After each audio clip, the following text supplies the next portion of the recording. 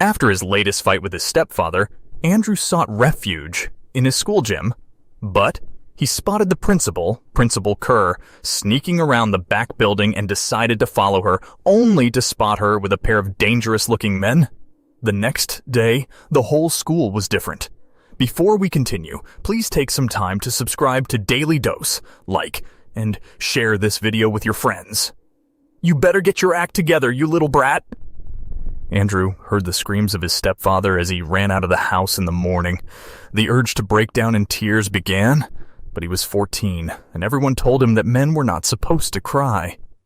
He didn't exactly believe that, but he hated showing weakness to that horrible man his mother wouldn't kick out of their house.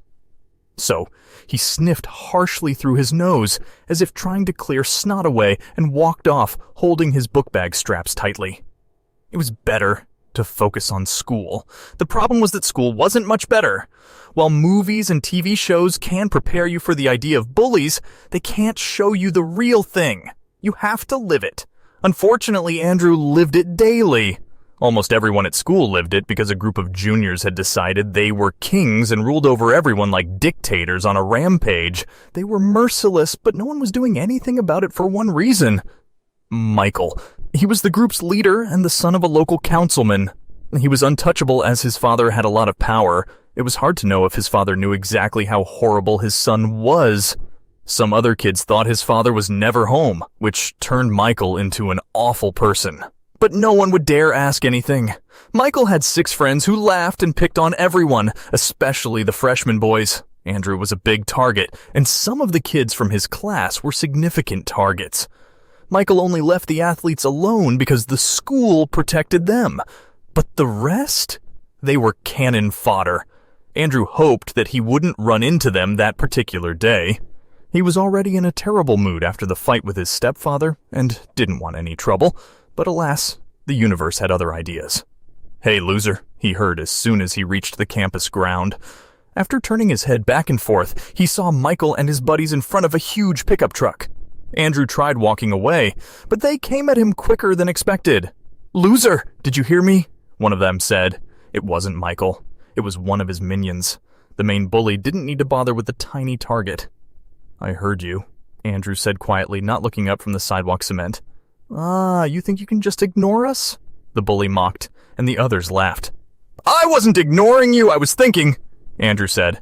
But he realized quickly that he shouldn't have spoken when the bully grabbed him by his jacket and shook him. He finally had to look up. It was Evan, Michael's right man.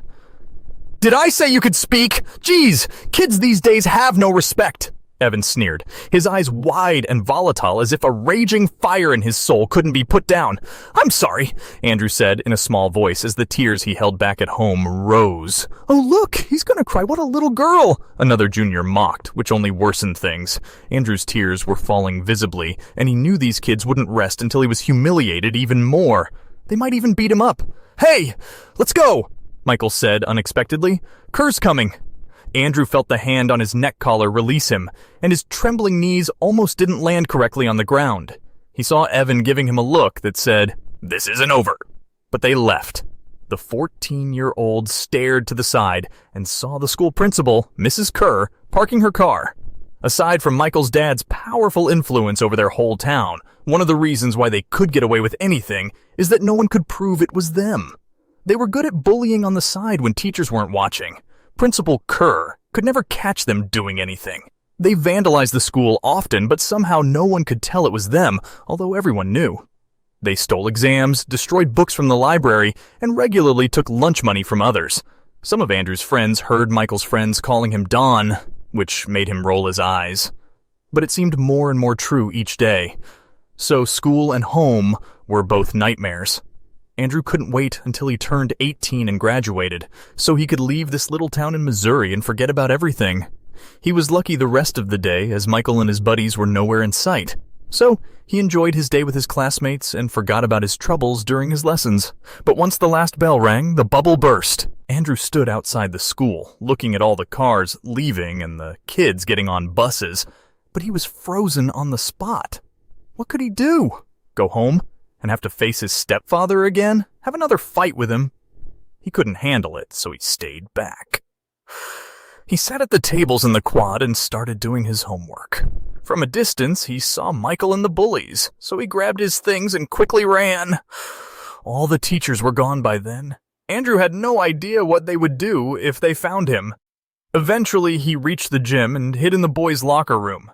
The sun disappeared after a while, and Andrew couldn't fathom walking home now, so he went to the gym storage, looking for the gymnastics mats to sleep on. They were right next to some big windows that overlooked the gardens, illuminated by only a few lights.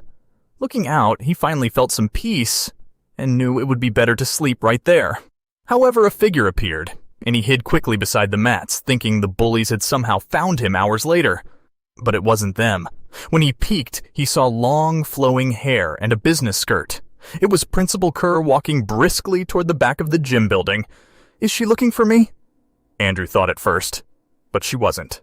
She kept walking. Something in his gut told him to follow her, so he hid. Fortunately, she didn't go far. She stopped beside the trash cans, and two men appeared from beyond the shadows. Andrews felt a chill going up his spine. It was stronger than the dread he felt when he saw Michael and the others. These men had a particular aura. They were dressed in nice black slacks and buttoned-down black shirts. Both had cigarettes in their hands, and for 1 second, he thought Principal Kerr was in trouble. He was about to act like a hero or an idiot, but he heard her speaking. "You two are late," the principal said, crossing her arms. One heel constantly clicked on the pavement as if angry with the men. "Principal Kerr, we had some other business," one of the men said. "Yeah, but we're here, eh?" the other man stated. "Fine," Principal Kerr sighed, uncrossing her arms and walking closer to them. She unexpectedly lowered her voice, and Andrew couldn't hear. If he tried to get any closer, they would see him, and he didn't want that. After a few minutes, she pulled away from them, but the men were nodding. "I need this done discreetly, or I could get in trouble, guys," Principal Kerr stated louder. "Can you do me this favor?" "It'll be done, Principal Kerr. Don't worry. Nothing I hate more than kids acting like tough guys," one of the men said and stomped on his cigarette with a well-polished shoe. "Yeah, it'll be easy. These guys think they're real gangsters, but we'll show them." The other guys laughed, finishing his smoke. "Remember my rules?" The principal raised her finger toward the men. They nodded humbly before turning around to leave. Andrew's eyes widened involuntarily. The way they spoke, their demeanor, clothes, and confidence were more than just bravado. These men seemed like real mobsters. But that's not possible, right? Why would Principal Kerr meet with gangsters? What favor did she ask? He wondered, but Andrew had to run back and hide as Principal Kerr walked back the same way she came. The men disappeared into seemingly nothing because they were gone when Andrew peeked in their direction after the principal was gone. So he turned back, grabbed one of the gym mats, and ran back to the boys' locker room. He fell asleep unexpectedly, wondering what he had witnessed last night. The next day was uneventful until lunchtime. "Hey, look at them," Andrew's classmate Eric said, pointing his chin toward a table on the other side. Michael, Evan, and the rest were sat, doing nothing. They weren't laughing. They weren't bullying anyone. They were just almost sad or scared. What's going on with them? Another classmate wondered. Did they finally catch them for graffitiing the new mural? "I don't know," Andrew muttered. "I heard Michael's dad finally found out that his son is a bully, and that could affect his run for major, so he put a stop to it," a female classmate, Ginger, said in a gossipy tone. "Nah, isn't that man a bully too?" Eric scoffed. Andrew tuned out his friends as they debated what was happening with the school bullies. He took a few peeks at their table, and none seemed to move except to take a few bites of their food. None of them were speaking, not even to each other. It was the strangest thing Andrew had seen since last night. For the next few days, Andrew and his friends, everyone at school, waited for Michael and the gang to pick up their bullying again, but it didn't happen. Meanwhile, he was sneaking into his house in the afternoon and returning to the school gym. He had found a better spot to overlook the back of the gym building where Principal Kerr had met with the guys. But he waited every night, and no one came, so he went to sleep, showered early, and acted like nothing was wrong. With no more bullying, the school had become a haven. But he was now more sure than ever that those guys and Principal Kerr had something to do with the change in Michael and his friends. He was determined to find out. Finally, 2 weeks after that first night in the school, Andrew spotted the principal walking the same way. He ran to his position, close to a window where he hoped to be able to hear everything without being detected.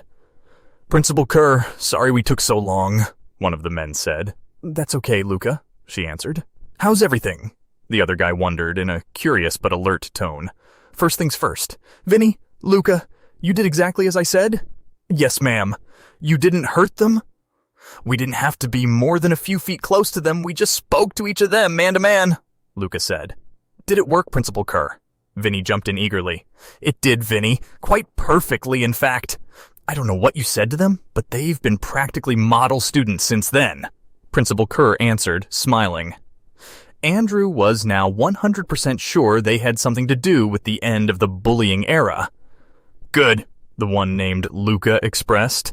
"I can't thank you enough. Those boys were terrorizing everything. The teachers were at their wits' end, but we had no way to do something," she continued. "Anything for you, Principal Kerr. You got us out of many bad situations once upon a time, too. Heck, you got us to clean up and start our own legit grocery store and everything. Those kids just needed to learn that being a gangster is not as powerful or cool as it sounds. And they heard it from a former gangster's mouth, so they're not going to forget that anytime soon," Vinny added with a chuckle. Andrew's eyes widened. OMG, former gangsters. "Well, I'm glad it worked, and now no more of this gangster act. Go put on your usual proper clothes and mind that charming store of yours. Thanks again, boys," she laughed, and the men joined. He heard their footsteps leaving, so he retrieved the gym mat and went to the locker room again, thinking of the measures Principal Kerr had taken to stop the bad things happening at the school. Andrew fell asleep thinking that perhaps she could do something for him too. "Come in, Andrew. What can I do for you?" Principal Kerr said when Andrew entered her office. He sat down quickly and swallowed nervously, unable to speak for a second. She raised her eyebrows, waiting until he finally found the courage to open up. "I saw you with Vinny and Luca," he said quickly. The principal tried to play dumb, but Andrew continued, explaining that he had been sleeping at school because his stepfather was horrible and made his home a living hell. Principal Kerr listened carefully until he finished his story. "I was wondering if you could help me," he swallowed. "With my stepfather. He's my biggest bully. I can't go home if he's still there." "All right, Andrew. I'm sorry you're going through this, and I'm willing to help you. If you think I'm going to have some gangsters rough your father up, you are wrong. If you think violence is ever a solution, you are wrong. Now, leave this with me. I will see what I can do to help," the principal began. She sighed and sat back on her chair, moving some papers around while thinking hard. "Do you have somewhere to stay tonight?" "No." "Okay, you're coming home with me after I call your mother," she stated firmly. Andrew could only nod. He stayed with her for 3 days, until his mother picked him up. His stepfather was gone for good. Andrew didn't know exactly what happened, but Principal Kerr nodded at him knowingly every time she saw him walking the halls.